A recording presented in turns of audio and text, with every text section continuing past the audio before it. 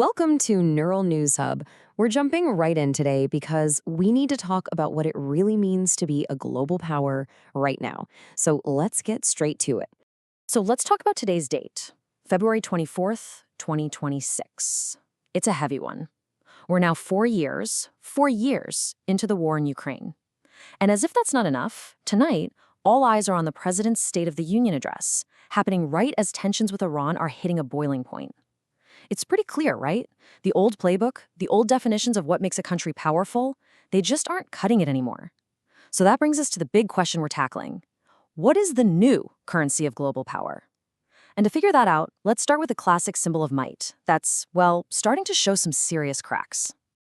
Okay, first stop, West Asia. We've got a standoff with Iran that's really putting the whole idea of traditional military power under a microscope. All right, take a look at this. This is the USS Gerald R. Ford. We're talking about the most advanced, most expensive aircraft carrier ever built, $13 billion. It's the very definition of American dominance, and right now it's spearheading a strike group with its sights on Iran. You know, it's a classic show of force, designed to tell the other side, don't even think about it. But if you look just a little bit closer, you'll see that projecting this kind of power, it comes with a massive, massive human cost. 300. Just let that number sink in.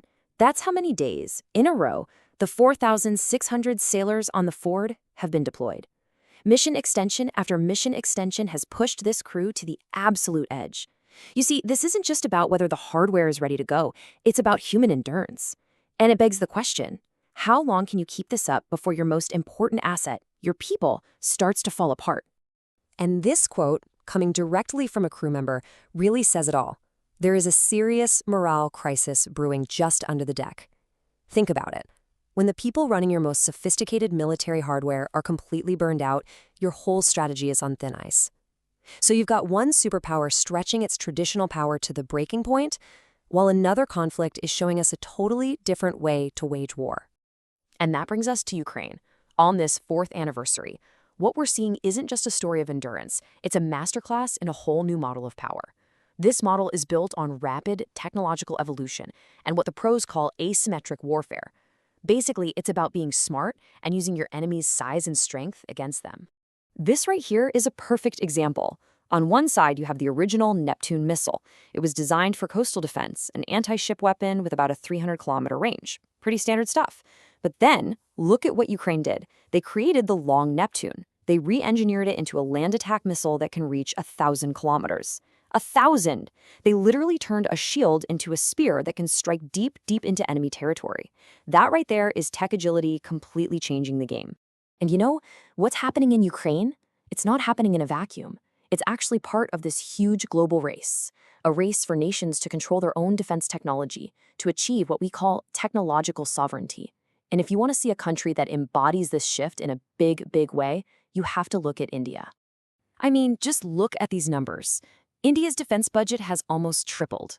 It's shot up to a mind-boggling 7.85 lakh crore. That's over 94 billion US dollars. Now, this is not just them throwing money around. No way. This is a strategic declaration of independence. This money is going directly into ambitious, homegrown projects, like Project Kusha. That's their own long-range air defense system, designed to handle threats like stealth fighters and cruise missiles. India is betting big on building its own tools for the job, carving out its own place as a tech sovereign power. So let's pull all these threads together. What does this all mean? You take the physical strain on a supercarrier like the USS Ford, you add the clever ingenuity of Ukraine's Long Neptune, and you mix in the massive ambition of India's Project Kusha, and a totally new picture of global power starts to come into focus. It's just not about how many ships or tanks you have anymore. Real, lasting strategic advantage today, it's found at the intersection, the nexus of three things: your traditional military muscle, your ability to create and control your own technology, and the new diplomatic playing field that all of this creates. That is the new battlefield.